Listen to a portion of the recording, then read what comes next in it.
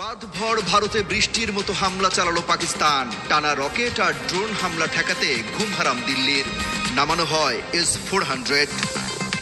পাকিস্তানের মুহুর্মুহু ড্রোন হামলায় কেঁপে ওঠে কাশ্মীরের জম্মু। নরেন্দ্র মোদীর অন্তত 50 সেনাকে হত্যার দাবি ইসলামাবাদের। সীমান্তে ভারত পাকিস্তান সেনাদের মধ্যে ব্যাপক গোলাগুলি চলছে। চিরবৈরী দুই দেশের মধ্যে সর্বাত্মক যুদ্ধের শঙ্কা বিশ্লেষকদের।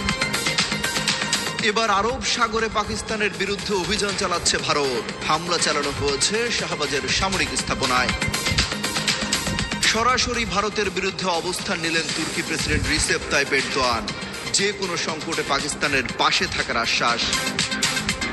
পাক সেনাদের হামলার জেরে বন্ধ হয়ে গেছে IPL, আর PSL সরিয়ে নেওয়া হয়েছে দুবাইতে। রণ উত্তেজনা থেকে রণাঙ্গন। টানা 2 সপ্তাহের থমথমে সীমান্ত এখন যুদ্ধ তাণ্ডবে উন্মাদ।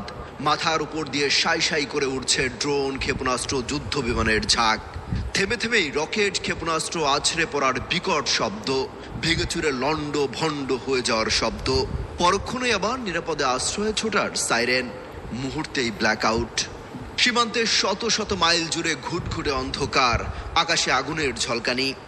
22 এপ্রিল জম্মু কাশ্মীরের পেহেলগামে হামলায় 26 জন নিহতের পর থেকে ভয়ঙ্কর এই দৃশ্যগুলোই নিয়মিত হয়ে উঠেছে দক্ষিণ এশিয়ার দুই পরাক্রমশালী ভারত পাকিস্তানের সীমান্তে। বৃহস্পতিবার স্থানীয় সময় রাত 9টার ঠিক আগ মুহূর্তে আবার সেই আতঙ্কই ফুটে উঠল ভারত শাসিত জম্মু কাশ্মীরে। পরপর বিস্ফোরণে হঠাৎ কেঁপে ওঠে জম্মু। আখনুর সাম্বারে বেজে ওঠে সাইরেন। পাকিস্তানের দিকে LOCর উপর থেকে উড়ে আসে একাধিক রকেট। সঙ্গে সঙ্গে সম্পূর্ণ ব্ল্যাকআউট করে দেওয়া হয় পুরো এলাকা। ভারতের সেনাবাহিনী বলছে মোট 8টি ক্ষেপণাস্ত্র ধ্বংস করেছে তারা। হামলার নিশানায় ছিল মূলত জম্মু বিমানবন্দর, সাম্বা, RS, পুরা আরেনা এবং তার আশপাশের এলাকা। আকাশ প্রতিরক্ষা ব্যবস্থা S-400 দিয়ে এই ক্ষেপণাস্ত্রগুলো আটকানো হয়েছে।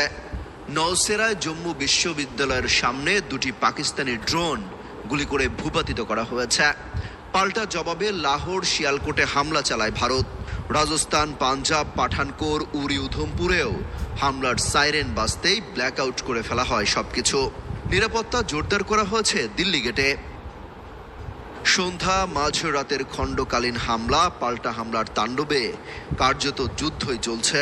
অঘোষিত যুদ্ধ সেটা। বিস্ফোরকের মতো ছড়িয়ে পড়তে পারে সর্বাত্মক গতিতে, আবার পলকেই নিভে যেতে পারে বিশ্ব কূটনীতির শান্তি ঝড়ে।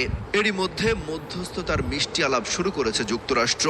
কিন্তু তার আগেই গোলাবারুদের আগুনে হাওয়া গরম হয়ে গেছে দুই ভূখণ্ডেরই। ড্রোন, রকেট, ক্ষেপণাস্ত্র, যুদ্ধ বিমানের রেশারেশি হামলায় সাজ সাজ রব পড়ে গেছে দুই ভূখণ্ডেই। বৃহস্পতিবার ভোররাতে পাকিস্তানের 9টি শহরে ভারতের ড্রোন হামলার জের ধরেই এই হামলার সূত্রপাত।